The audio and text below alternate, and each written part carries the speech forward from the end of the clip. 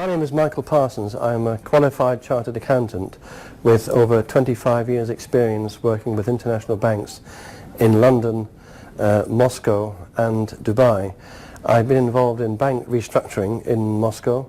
I've been involved in bank restructuring in London, and I set up what is now the largest bank in Dubai, now called Emirates Bank International. I'm now working in my semi-retirement as a Bitcoin proselytizer, presenter and mentor, and I have made one presentation at their request to one of the major banks in the UK and to one of the major credit card companies in the world.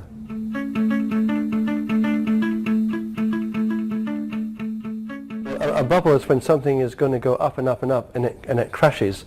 I don't think Bitcoin is a bubble. Because it's a unique commodity or currency in the world. Bitcoin probably has a long way to go. It's probably seriously undervalued. I mean, a Bitcoin could be worth anything from $1,000 to $10,000 in 2 or 3 years' time.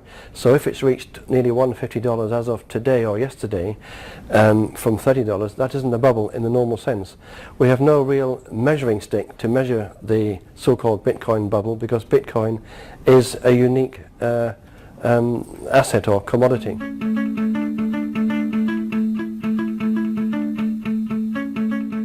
It is in a way anarchic, because in the sense that it can operate independently and without any assistance or help from the state.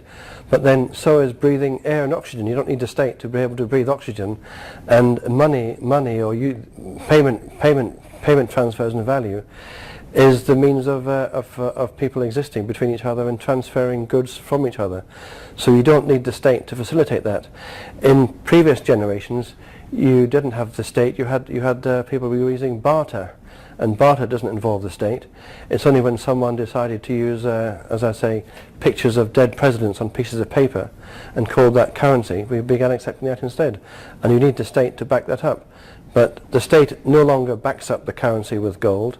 When you look at the English pound, it says, "I promise to pay the bearer on demand." That is it's not worth the paper it's printed on, if you pardon the pun, because the government is not going to pay you anything back except another pound. So Bitcoin has got no backup as such, but it is backed up by algorithms and mathematics and extremely strong, unbreakable encryption.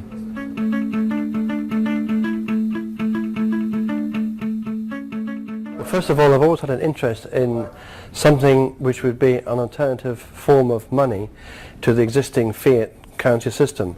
The existing system is seriously flawed because it's very inflationary, and the government can create money in 3 ways: 1 by printing the physical currency, 2 by the central bank doing what they call quantitative easing, and 3 by banks creating money themselves through fractional lending. When I came across Bitcoin about just over 1 year ago, I suddenly thought this might be the answer. There was some issues with it, and the issues were actually a good point, because it means it wasn't some scam, it wasn't perfect, and if it wasn't perfect, it must be real. Having spent just over 1 year researching it and talking to other people, I now realise that this is a solution to the existing problems of fiat currency.